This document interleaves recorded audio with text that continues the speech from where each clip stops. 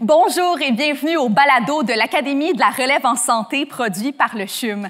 Je m'appelle Michèle Houde, je suis médecin spécialiste en santé publique et médecine préventive, créatrice de contenu, vulgarisatrice et votre animatrice.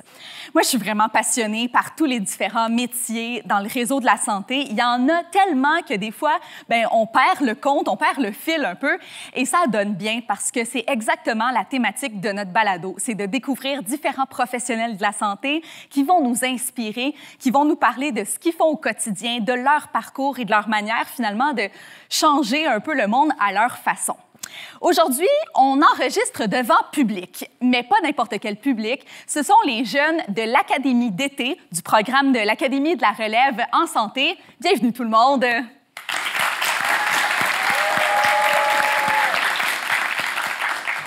Dans cet épisode-ci, j'ai vraiment très hâte. On va découvrir le métier d'infirmier praticien, d'infirmier praticien spécialisé en soins aux adultes. Pardon, j'ai eu besoin de mes petites notes.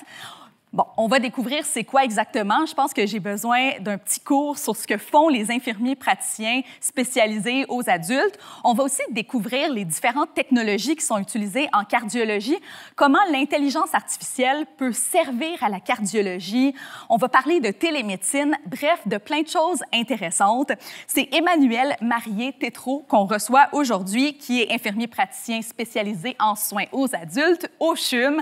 Merci de l'applaudir pour le recevoir.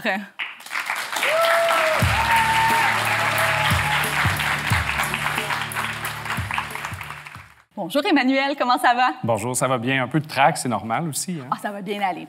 Et là, d'ailleurs, j'ai oublié de mentionner ton fun fact dans ton introduction. À ce qui paraît, tu as étudié en histoire, c'est ça, avant de te diriger vers les soins infirmiers? C'est vrai. C'est quand même pas mal différent. C'est vrai. Puis comme je disais un peu avant qu'on commence l'enregistrement, je pense qu'on est tous un peu incertains parfois de ce qu'on veut faire le lendemain ou même l'année prochaine. Fait que c'est normal qu'on se perde dans nos parcours professionnels. Moi, j'ai commencé une demi-session de bac en histoire. Puis après ça, je suis retourné à la technique en soins infirmiers. Puis j'ai commencé comme préposé aux bénéficiaires. Alors, voilà. Wow! Mais parle-nous donc un peu de ton parcours, de tes réflexions par rapport à ton choix de carrière qui t'a mené vers les soins infirmiers. Avec plaisir. Donc, moi, j'aime beaucoup les défis dans la vie. Puis je me suis rendu compte que je voulais être en contact humain, puisque je trouvais un peu plus difficile en histoire. À l'origine, je voulais être enseignant en histoire, mais c'est difficile là, de percer à travers tout ça. Puis il manquait vraiment ce contact-là de concret. Donc, j'ai décidé de vraiment me réorienter. Puis là, maintenant, pour vous donner une idée d'où est-ce que je suis rendu, j'ai fait la technique, le baccalauréat, la maîtrise, et je termine dans quelques mois le PhD en sciences biomédicales aussi. Donc, wow. Donc voilà. Tu fais de la recherche aussi en parallèle, c'est ça? C'est ça. Donc, je suis clinicien avant tout. Je fais aussi je fais mon doctorat et depuis maintenant 7 ans, je suis chercheur professionnel de la santé au CHUM, chargé de cours à la Faculté des sciences infirmières de l'Université de Montréal, administrateur aussi dans une OSBL qui s'appelle la Société québécoise d'insuffisance cardiaque au Québec. Et voilà, plusieurs autres chapeaux. Oui. Mais là, pour être infirmier praticien, ça prend le bac et la maîtrise en sciences infirmières, c'est ça? Exact. Donc, en fait, c'est même plus compliqué parce qu'on veut vraiment des gens de terrain qui travaillent comme IPS. Alors, parce qu'on a un rôle très autonome là, en pratique infirmière avancée. Donc, il faut faire le baccalauréat et il faut avoir 2 ans de pratique clinique à titre d'infirmier ou infirmier qui a fait une technique ou infirmier qui a fait un bac avant de pouvoir appliquer à la maîtrise. Okay. Et là, c'est une maîtrise et un certificat aussi complémentaire parce que c'est plus de crédit qu'une maîtrise seulement pour pouvoir pratiquer comme IPS. Et il y a un examen pour être infirmier, mais il y a un examen pour être IPS en plus professionnel avec notre ordre. OK. Donc, IPS, c'est infirmière, praticien spécialisé. C'est ça. C'est la version acronyme. On n'aime pas l'autre terme que tout le monde utilise, que tout le monde connaît, on va le dire. Super infirmière. Exactement, mais tout le monde aime ça, être super. Tous les professionnels de la santé sont super. C'est vrai, ça. Alors, voilà. Et là, donc, explique-moi en général ce que peut faire ou ce que fait un infirmier praticien spécialisé. Puis ensuite, on ira explorer ton champ d'expertise.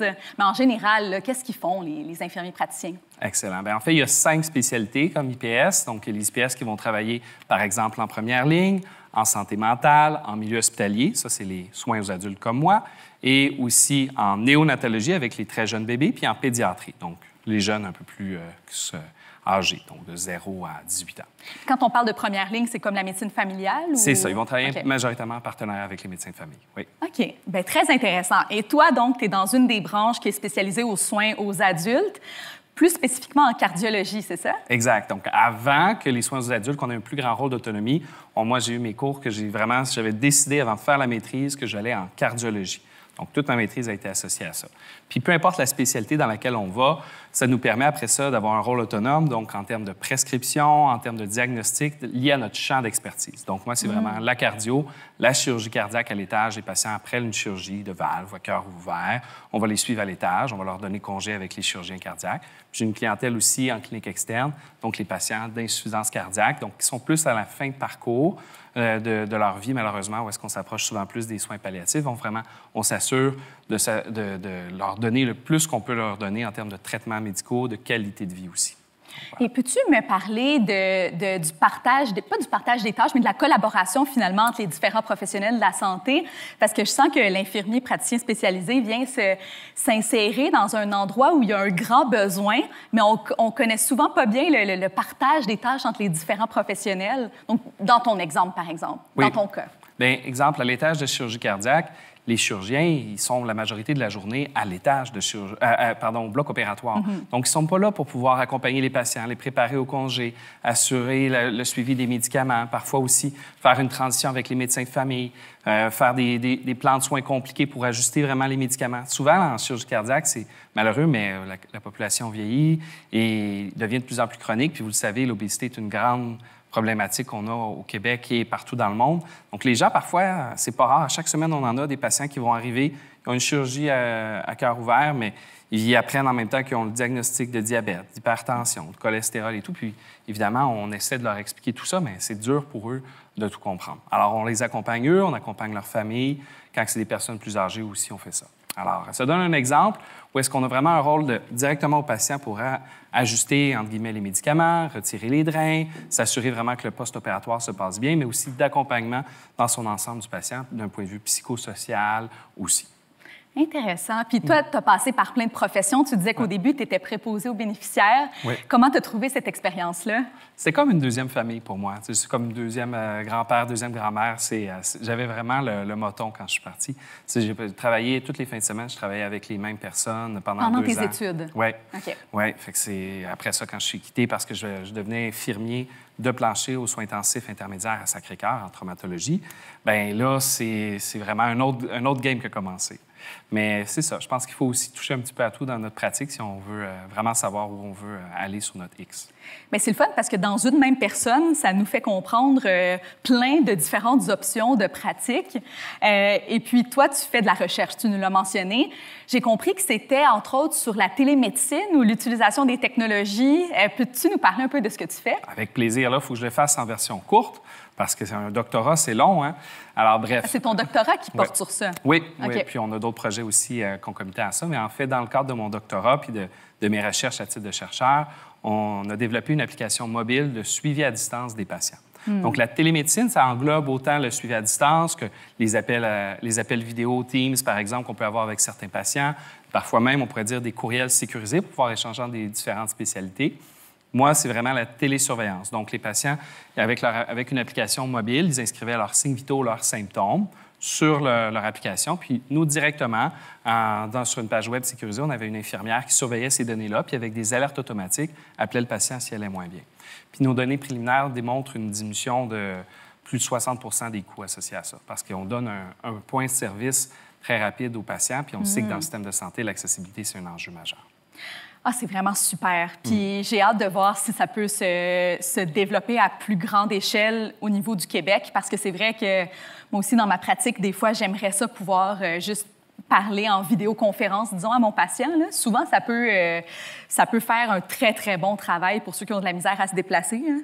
Oui. Ouais. Puis, au moins, un truc positif de la COVID, c'est un peu les personnes âgées ont été forcées de s'adapter à ça. Fait que ça l'a vraiment aidé. Ouais. Oui, et c'est vrai qu'il y a quand même des barrières d'accès aussi à la télémédecine, puis il faut y penser, notamment pour les personnes âgées ou des personnes qui n'auraient pas accès à des appareils électroniques ou tout ça. Nous, on a justement étudié ça, là, je pourrais en parler longtemps, mais les personnes plus fragiles, souvent d'un point de vue économique ou physique, c'est souvent les gens qui ne sont pas capables d'avoir accès à la télémédecine. Donc, il faut vraiment trouver le bon équilibre, donner plus de services pour les patients qui sont incapables d'utiliser les technologies, puis assurer un suivi sécuritaire pour les autres. Ah, super intéressant. Puis là, on parle de technologie. Il y a aussi l'intelligence artificielle que tu utilises, mais là, je suis vraiment curieuse de savoir comment tu l'utilises dans ta pratique. Donc, nous, on dit intelligence artificielle, ça englobe bien des choses, là.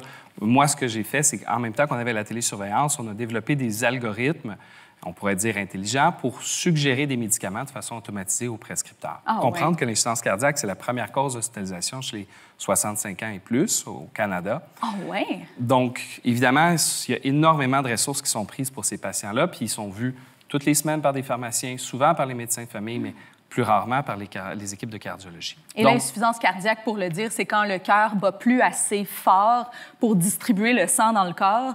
Donc, ça amène des problèmes comme de l'édème, de l'essoufflement. Les jambes deviennent enflées, les gens sont incapables de prendre même leur douche. Donc, on essaie de trouver des solutions pour les faire désenfler, pour vraiment renforcer le cœur avec des médicaments, le muscle cardiaque. Et ça fonctionne bien, l'intelligence artificielle, pour ça? Bien, on a encore des défis. Hein? On en entend parler aux nouvelles avec le dossier EPIC, mais l'objectif, c'est justement ça. Attends, le dossier EPIC, c'est quoi déjà?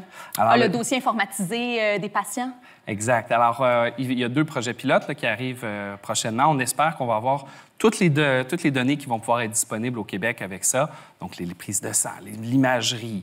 Puis là, après ça, quand on est capable de combiner ça avec des algorithmes de suggestion de médicaments automatiques, bien, on peut gagner beaucoup en efficacité, on l'espère. Mais il y a ça aux États-Unis. Ils font ça maintenant de façon plus courante, puis c'est possible. Alors, puis c'est sécuritaire? Les études démontrent que oui. On verra dans le contexte québécois, par contre. OK. Ah, super intéressant. Et là, pour terminer, si tu avais un conseil à donner à des jeunes qui veulent soit s'en aller dans le domaine de la santé, dans le domaine des soins infirmiers ou dans un domaine super pointilleux comme la cardiologie ou comme la recherche, qu'est-ce que tu leur donnerais comme conseil? Foncez. Foncez vraiment, puis n'ayez pas peur de peut-être vous dire, bien, c'est pas ça que je veux faire finalement. Puis c'est bien correct. C'est bien, bien correct. Et puis, réalistement, vous allez avoir tellement d'opportunités dans votre vie que vous allez pouvoir en faire. Moi, j'ai travaillé en Inde aussi. On peut faire plein de choses. Puis aussi, on peut aussi faire autre chose que juste la santé, même sur un domaine de la santé. Souvent, c'est la caricature, là, que quand on est là-dedans, on n'a pas de soir, on n'a pas de fin de semaine, mais on y arrive. Hein? Bien, c'est important parce qu'on est des humains avant tout, puis ça a été aussi une longue réflexion qui se poursuit pour moi, mais si on veut être capable d'aider les autres, il faut prendre soin de soi-même aussi. Puis bon, d'ailleurs, pour finir sur une note plus personnelle, quelles sont tes passions, toi, que tu gardes à l'extérieur de ta profession? Je joue au badminton à chaque semaine. Oh, je viens de commencer le badminton, j'adore ça. C'est très bien. On se fera un match. Excellent, ça. Excellent. Et puis? J'ai rénové toute ma maison avec ma conjointe. Oh, wow! Puis je suis papa de 2 enfants. Alors, ça, c'est évidemment mon hobby principal. Oui, c'est ça, j'imagine. Eh bien, merci beaucoup. C'était super intéressant d'apprendre sur ta profession. Moi, j'ai beaucoup appris. Vraiment, bravo pour ce que tu fais. Merci. Et là, aujourd'hui, comme tu sais, on a la chance d'enregistrer devant public. Donc, j'aimerais savoir s'il y a quelqu'un qui a une question pour Emmanuel. Oui? On a quelqu'un ici. Alors, tu peux te présenter puis lui poser ta question. Salut, j'espère que vous allez bien. Je m'appelle Ruben. Je voulais savoir qu'est-ce qui différencie ton travail en clinique versus ton domaine d'études actuel qui t'a poussé à aller faire un doctorat plutôt que continuer comme infirmier? Alors, c'est une très bonne question. Merci beaucoup. En fait, il existe les modèles de pratique mix, ou est-ce qu'on appelle des chercheurs cliniciens. Donc, on peut avoir une partie de pratique où on reste en clinique, puis une partie de pratique où est-ce qu'on développe des logiciels ou des interventions pour nos patients. Donc, c'est un peu la vision que j'avais quand j'ai commencé le doc. Est-ce que tu sais déjà comment ça va s'articuler pour toi? Ah, ça, c'est le grand défi. On est encore en grande discussion, puis j'ai vraiment beaucoup de soutien pour le CHUM, puis aussi l'Université de Montréal. Donc, on va essayer de trouver un beau rôle mix pour que je puisse aider au mieux, puis que je sois sur mon bon X. Mais je pense qu'un des messages aussi que tu passais, c'est qu'on peut explorer puis on peut forger notre propre voie parce que si on a plusieurs intérêts, c'est possible d'aller les explorer et de se créer finalement notre propre carrière. Donc, il faut oser, puis ça semble être ça que tu fais. Exact. Puis je pense que l'important, c'est se dire, moi, c'est le contact humain. Je l'ai toujours, je suis toujours content. Fait que après ça, Les défis, je pense que j'en ai aussi amplement. Ah, j'adore, vraiment. Puis, Emmanuel, pour terminer cet épisode, j'espère qu'il te reste de l'énergie, parce qu'on va finir avec le top chrono santé. C'est-à-dire que je vais te poser le plus de questions en 60 secondes. Tu dois répondre par oui ou par non. Pas le temps de justifier ta réponse et on essaie d'en faire le plus possible. Ça te va? Es-tu prêt? J'ai le droit de faire des grimaces. T'as le droit, mais on les regardera pas. Alors, on part dans 3, 2, 1. Rêvais-tu de faire ce métier quand tu étais enfant? Non. Faut-il aimer les sciences pour réussir ce métier? Oui.